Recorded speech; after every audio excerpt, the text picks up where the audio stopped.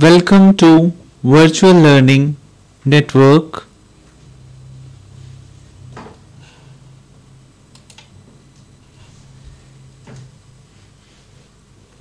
Today we are going to discuss Foundation course in Humanities and Social Sciences, session number 2, Evolution of Humankind. The topics that are to be covered in this session are the ages, tool making, using and march of culture, nature and human beings, evolution of human beings as a thinking animal, evolution of knowing individual. So the very first topic that we are discussing is the Old Stone Age. Old Stone Age, or we say it Paleolithic period, begins somewhere between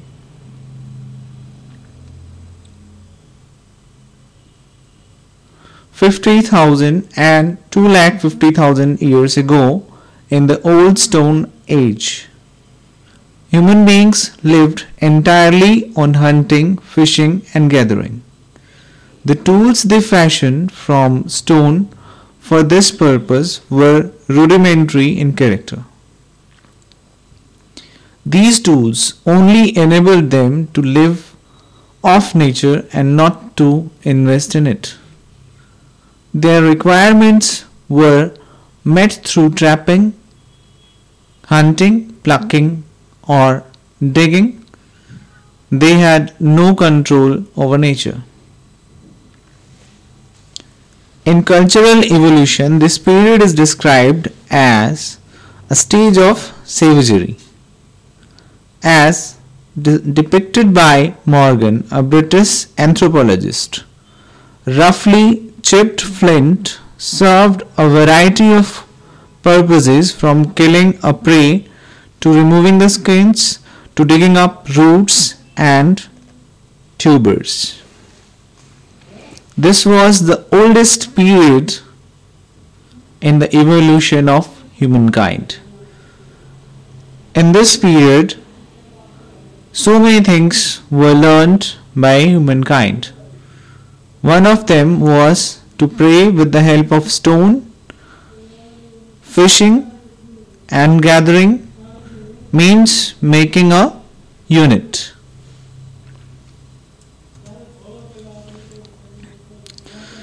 The very next is the New Stone Age. The New Stone Age or Neolithic period began somewhere 10,000 to 12,000 years ago. In this age, human beings were able to increase and thus control to some extent the supply of food. They did this by cultivating cereals and breeding animals.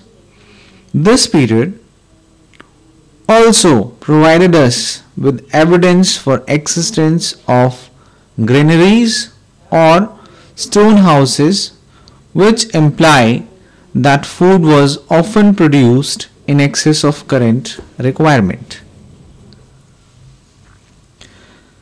The cultural characteristics of this period corresponded roughly with what Morgan called a barbaric age. It is during this period of Neolithic revolution that pottery, the techniques of spinning wool, flax and cotton into threads came into use. Finally, fashioned stone axes sharpened by grinding also made their appearance at this time. In this New Stone Age, we started learning many things. They started learning how to make weapons with the help of stone, how to make, sharpen and worth hunting weapons.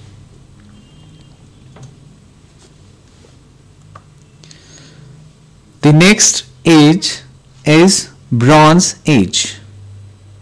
The next revolution in tool making came with the Bronze Age. About 5,000 years ago, that is around 3000 BC, this period supported an urban population, skilled craftsmen, traders, priests and writers. Now the principal metals were used for making tools and weapons. This period is described as Bronze Age.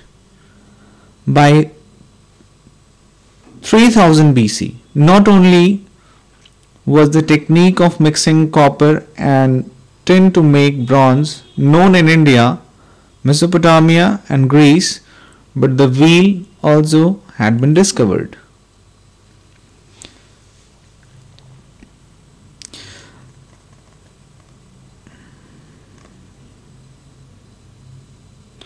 The application of wheel, two-wheel and four-wheel carts were being commonly used by this time for a variety of purposes. By this time, wind too was used as a source of energy, primarily to aid water transportation. We find sailboats being used from Polynesia to Egypt. The ruins of Mohenjo-daro and Harappa tell us of application of current-fired bricks, which meant a huge expenditure of fuel and the ability of artisans to control high temperatures. In the Bronze Age, there are evidences to suggest that land was systematically reclaimed from swamp and desert, and record quantities of foodstuffs were being produced in artificial waterways. Also helped to protect society against the vagaries of the weather. Now, the next age that we are going to discuss is the Iron Age. Iron Age commenced at around 1200 BC. Unlike copper and tin, which are quite rare and hence expensive, iron is one of the commonest elements founding the Earth's crust. Cheap iron democratized agriculture and industry and warfare too. Any peasant could afford an iron axe to clear fresh land for himself, and iron plowshares wherewith to break up stony ground.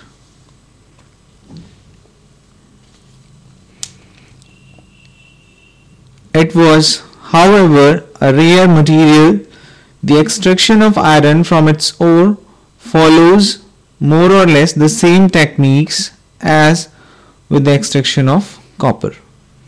The secret of its production was, however, kept closely guarded, and it took several years for this knowledge to seep slowly through a variety of sources before it was universalized across several cultures. In the period of Bronze Age technology, large empires had emerged in Greece, Asia Minor, that is, Mesopotamia and Egypt, etc. The invention of iron tools and weapons by the barbarians of Eurasia posed a major threat to these empires. Iron was used in India around 1000 BC, and excavations show that iron weapons such as arrowheads, spearheads were used commonly in western Uttar Pradesh from about 800 BC.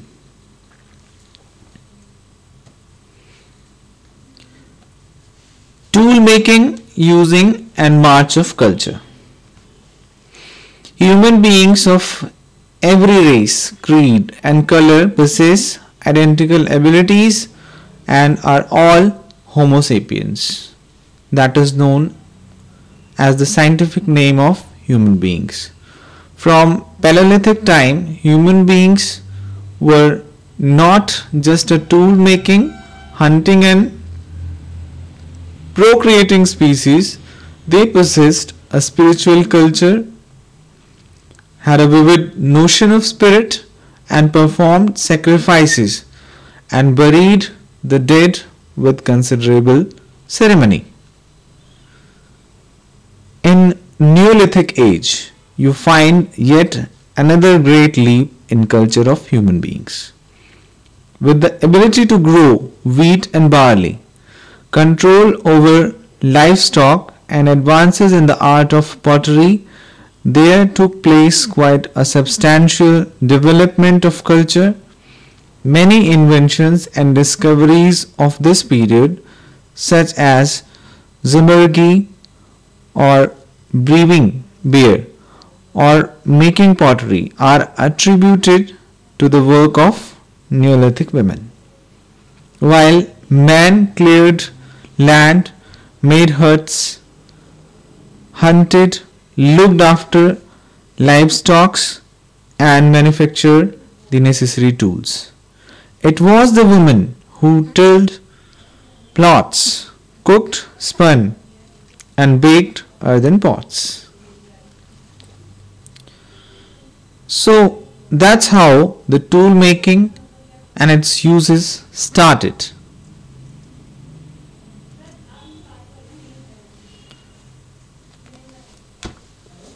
अगर हम tool making की बात करें तो neolithic age के अंदर हमें संस्कृति, कल्चर कितना ज़्यादा विकास किया इसने, इसके बारे में हमें पता चलता है.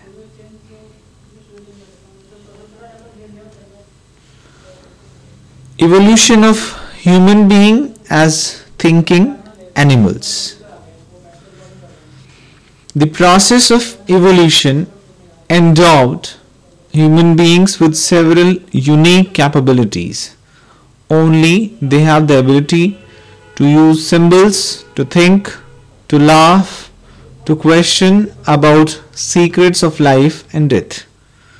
Such abilities are not found among other animals. Anthropologists have been studying how these capabilities evolved in humans within the span of past 20,000 years. Not the biological but the cultural evolution also has come to dominate the mode of social changes.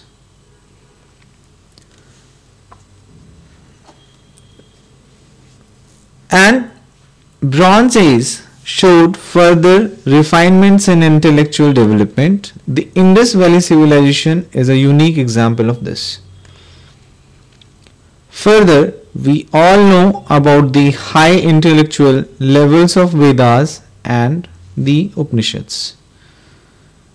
These great texts not only deal with the day-to-day matter of life, but delve into the mysteries of life and other philosophical aspects.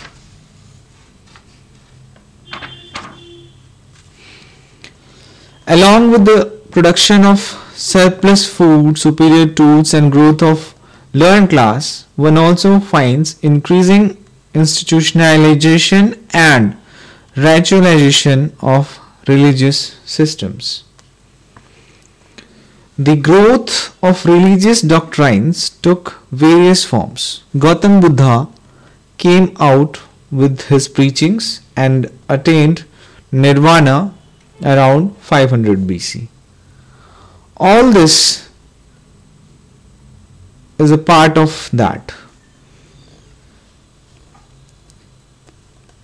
The most compelling problem in Iron Age theology was to reconcile the individual with the society. Soon, both in Greece and India, philosophy took a new turn and began to look at nature as comprising several constituent parts. This gave rise to the theory of atoms in Greece or Anu in India.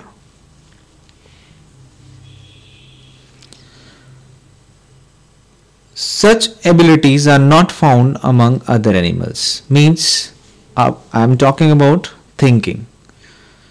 सोच एक ऐसी entity है जो सभी में नहीं पाई जाती. ये एक एनिमल जिसे हमने ह्यूमन बीइंग नाम दिया उसमें पाई जाती है. पिछले 20,000 सालों में ह्यूमन काइंड ने जो विकास किया, जिस तरह का डेवलपमेंट हम देखते हैं, ये सब उसकी सोच का नतीजा है. एक पॉजिटिव सोच, एक सकारात्मक सोच जिसने ह्यूमन बीइंग्स को एक ऊंचे स्तर तक पहुंचाया और आज हम इस तरह का जीवन जी पा रहे हैं.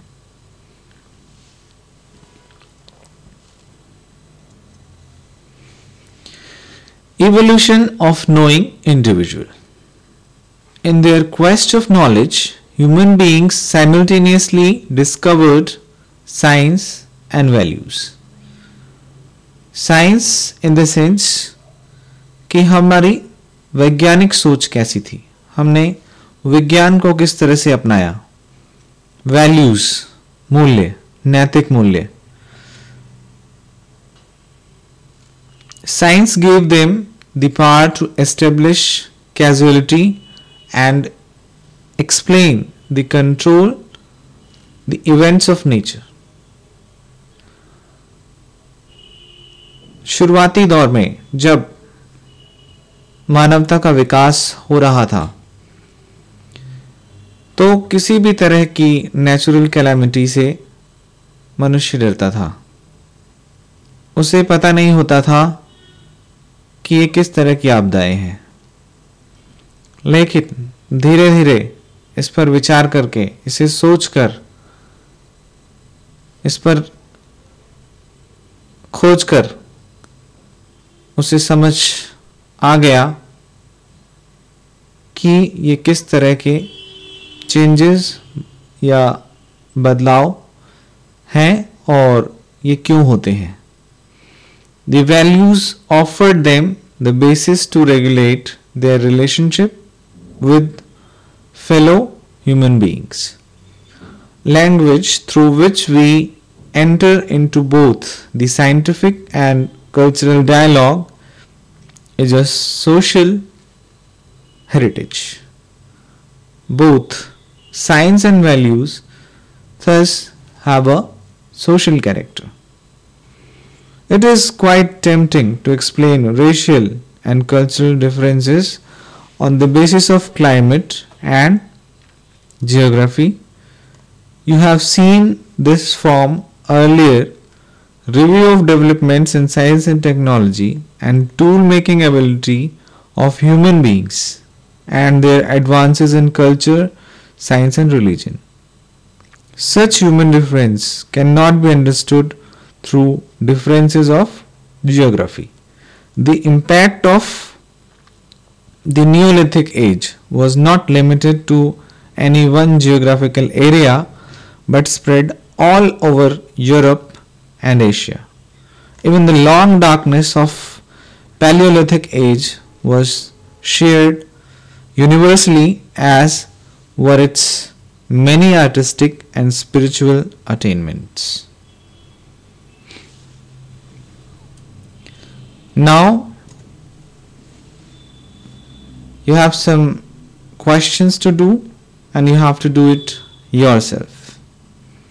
First is, which is considered of being most useful in the evolution of humankind? And second one is, explain that Bronze Age. Thank you. That's all for the session number 2. Happy learning, we learning.